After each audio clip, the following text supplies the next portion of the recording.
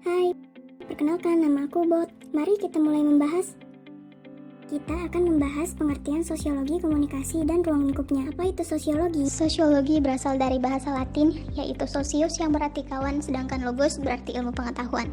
Ungkapan ini dipublikasikan pertama kalinya dalam buku yang berjudul Course de Philosophie Positive karangan Auguste Comte. Walaupun banyak definisi tentang sosiologi, namun umumnya sosiologi dikenal sebagai ilmu pengetahuan tentang masyarakat. Para sarjana, praktisi, atau ahli di bidang sosiologi disebut sosiolog. Bagaimana dengan pendapat para ahli? Max Weber. Sosiologi adalah ilmu yang berupaya memahami tindakan-tindakan sosial. Emil Durkheim. Menurut beliau, sosiologi adalah suatu ilmu yang mempelajari fakta-fakta sosial. Jadi kamu lebih suka paham siapa? Apa itu komunikasi menurut sosiologi? Komunikasi adalah proses interaksi sosial karena adanya stimulus atau rangsangan yang memiliki arti tertentu dan dijawab oleh orang lain atau respon.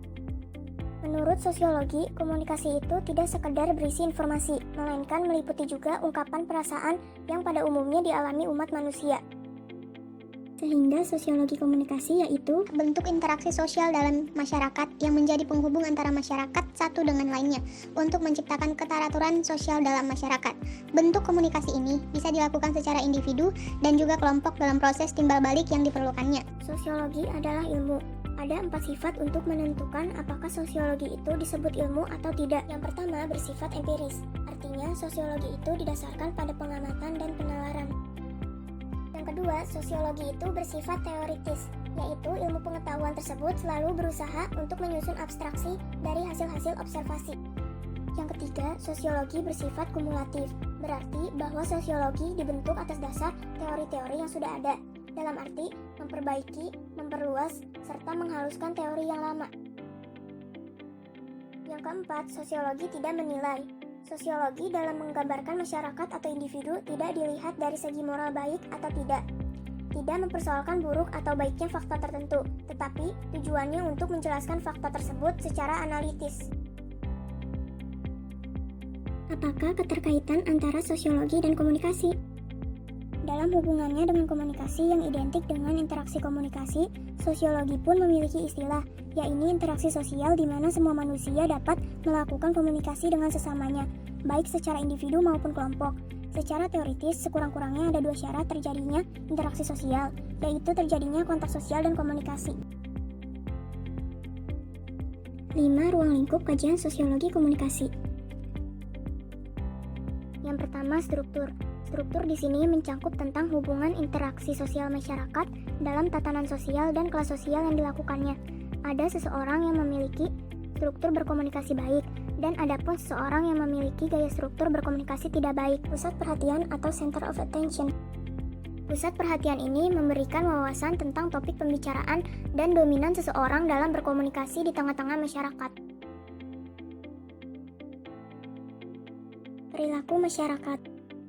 Yang ketiga, perilaku masyarakat. Perilaku masyarakat khususnya yang menjadi sasaran komunikator. Hal ini mencakup tentang peran dan nilai komunikasi yang dilakukan sebagai studi dalam metode penelitian sosial di masyarakat.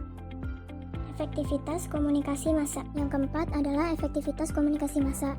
Sosiologi komunikasi memberikan langkah dalam tata cara efektivitas dalam melakukan komunikasi. Maksud di sini ialah sejauh mana pengaruh dalam masyarakat luas melalui komunikasi dengan media massa, seperti koran, televisi, dan lain sebagainya. Efek-efek sosial. Yang kelima adalah efek-efek sosial. Efek sosial ini terbentuk lantaran dampak komunikasi yang dilakukan antara satu orang dengan orang lain atau dari satu kelompok ke kelompok yang lain.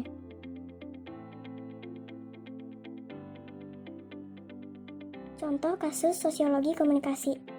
Rasa cemas dan takut pada masyarakat atas wabah virus corona. Pada awal sebelum Presiden Jokowi menyatakan ada warga Indonesia yang positif terjangkit virus corona, masyarakat Indonesia lebih dominan memiliki rasa cemas. Mengapa?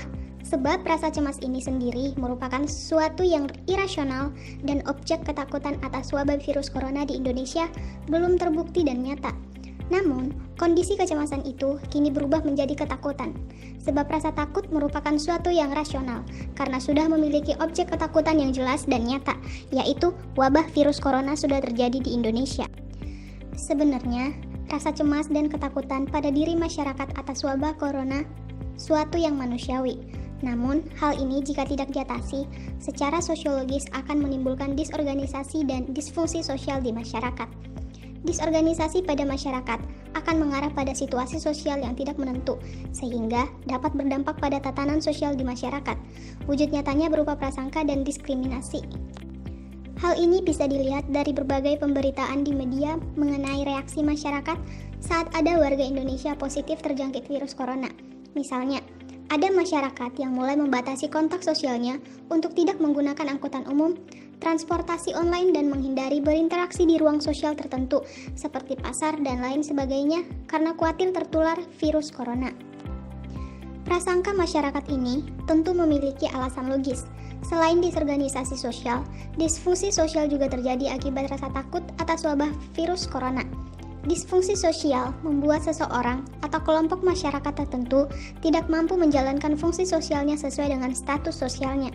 Hal yang paling nyata bisa kita lihat di beberapa pemberitaan media atas reaksi para tenaga kesehatan atau perawat dan dokter yang mulai mengalami rasa takut akan terjangkit virus corona saat mereka memberikan pelayanan perawatan atau caring maupun pengobatan pada pasien yang diduga bahkan terjangkit virus corona. Rasa takut ini membuat para tenaga kesehatan tidak maksimal menjalankan fungsi sosialnya. Contoh lainnya lagi, individu sebagai makhluk sosial mulai membatasi kontak sosialnya dengan tidak mau menolong orang yang belum tentu positif terjangkit virus corona. Terima kasih telah menyimak materi yang telah dibahas. Semoga bermanfaat ya.